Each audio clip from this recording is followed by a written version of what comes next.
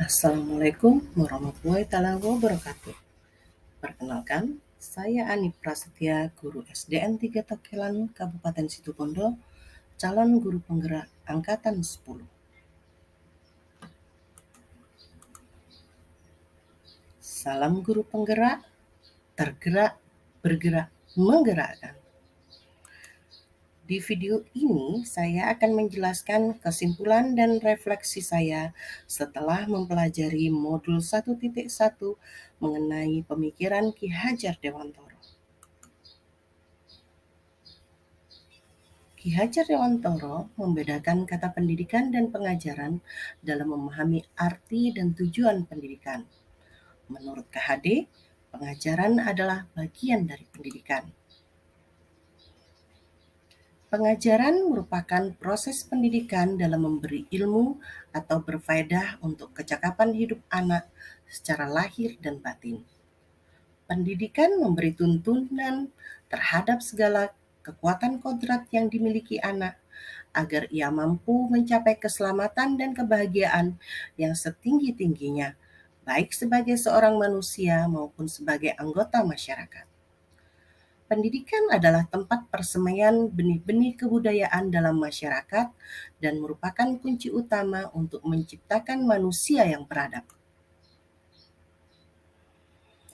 Maksud pengajaran dan pendidikan yang berguna untuk peri kehidupan bersama ialah memerdekakan manusia sebagai bagian dari persatuan.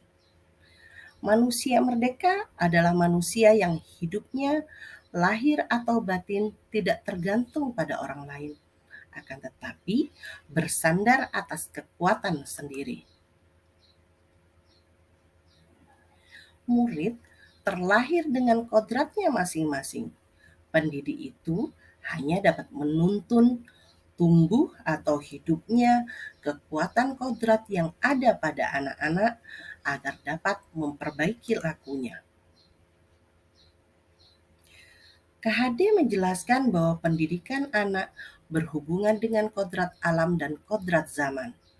Guru harus mendidik anak-anak dengan cara yang sesuai dengan tuntutan alam dan zamannya sendiri, dengan tetap mengutamakan kearifan lokal sosial budaya Indonesia.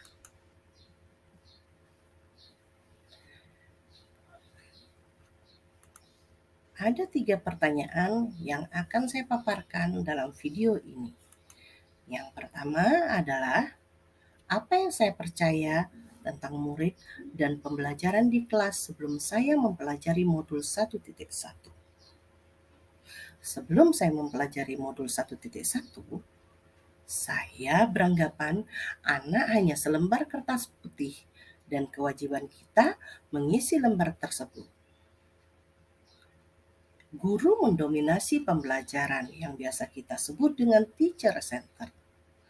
Pembelajaran terfokus hanya pada ketercapaian materi dan KKM saja. Guru kurang memahami karakteristik anak sehingga siswa pasif dan motivasi belajar anak rendah. Suasana kelas yang tertib, tenang, dan anak-anak yang memahami materi adalah fokus utama saya sebagai guru. Kegiatan belajar mengajar sebelum mempelajari modul 1.1 adalah ketika saya mengajar, saya mendominasi proses pembelajaran. Siswa hanya duduk, diam, dan mendengarkan. Kemudian, apa yang berubah dari pemikiran atau perilaku saya setelah mempelajari modul ini? Merubah pemikiran. Pemikiran saya ternyata sudah berubah, yaitu anak adalah kertas yang penuh coretan samar atau buram sejak lahir. Tugas kita sebagai guru adalah menuntun, memperbaiki lakunya, bukan dasarnya. Saya bukan satu-satunya sumber belajar untuk siswa. Pembelajaran juga berpusat pada siswa, atau biasa kita sebut student center. Kemudian menghargai setiap karakter belajar anak. Kemudian saya juga merubah perilaku. Saya mengemas pembelajaran secara menarik agar motivasi belajar siswa meningkat dan memberikan kebebasan kepada siswa untuk menyelesaikan setiap tugas sesuai dengan minat, bakat, dan kreativitasnya masing-masing. Saya juga sekarang lebih cermat melihat bakat anak.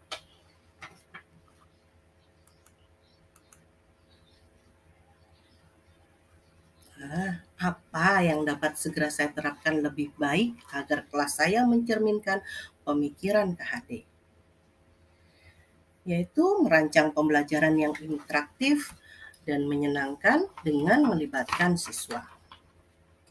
Pembelajaran dikatakan menyenangkan apabila di dalamnya terdapat suasana yang rileks, bebas dari tekanan, aman, menarik, bangkitnya minat belajar, adanya keterlibatan penuh, perhatian peserta didik tercurah, lingkungan belajar yang menarik, bersemangat, perasaan gembira, dan konsentrasi tinggi. Yang kedua adalah menerapkan pembelajaran berbasis kearifan lokal dan budaya setempat. Pendidikan berbasis kearifan lokal merupakan penyelenggaraan pembelajaran yang memberikan pandangan hidup, ilmu pengetahuan, dan berbagai strategi kehidupan yang berwujud aktivitas yang dilakukan oleh masyarakat setempat untuk menjawab berbagai masalah dalam pemenuhan kebutuhan mereka. Nilai-nilai kearifan lokal akan membantu siswa dalam memahami setiap konsep dalam materi, sehingga bekal pengetahuan yang diperoleh peserta didik tidak hanya sampai pada sebatas pengetahuan saja, tetapi juga dapat diimplementasikan siswa dalam wujud praktik di luar sekolah. Yang ketiga adalah menerapkan konsep merdeka belajar dan mengintegrasikan setiap pembelajaran dengan pencapaian profil pelajar Pancasila. Yang berikutnya, yang keempat adalah pembelajaran yang mengutamakan aspek budi pekerti. Pentingnya membangun budi pekerti pada anak sebagai generasi penerus agar dapat tetap menjunjung tinggi budaya atau tradisi luhur bangsa serta sebagai pembentuk moral, perilaku, perangai, tabiat serta akhlak yang baik dan bijak berdasarkan paduan akal dan perasaan yang baik juga terpuji dengan menghindarkan diri dari perilaku tercela dan buruk. Yang kelima adalah menerapkan sistem AMOM, pendidikan yang menuntun bukan menuntut. Berikutnya adalah yang saya lakukan pembelajaran yang sesuai dengan kodrat alam dan kodrat zaman. Kodrat alam yang yaitu terkait dengan potensi atau bakat yang mereka miliki, ras dan atau suku tempat mereka berasal hingga karakteristik lingkungan budaya daerah mereka. Kodrat alam ialah keadaan yang karena sifat dan bentuk lingkungan di mana mereka berada. Sedangkan kodrat zaman ialah berbicara era yang dijalani anak. Sehingga edukasi di masanya menekankan pada kemampuan siswa yang memiliki keterampilan sesuai dengan zamannya. Terakhir, mengintegrasikan permainan dalam pembelajaran. Pembelajaran dapat dimulai dengan multiple intelligence atau membuat belajar menjadi menyenangkan.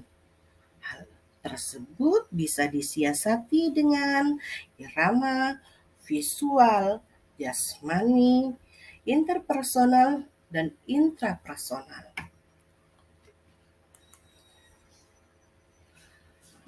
Kesimpulan yang dapat saya ambil, yang pertama, pendidikan adalah menuntun anak sesuai dengan minat dan bakatnya.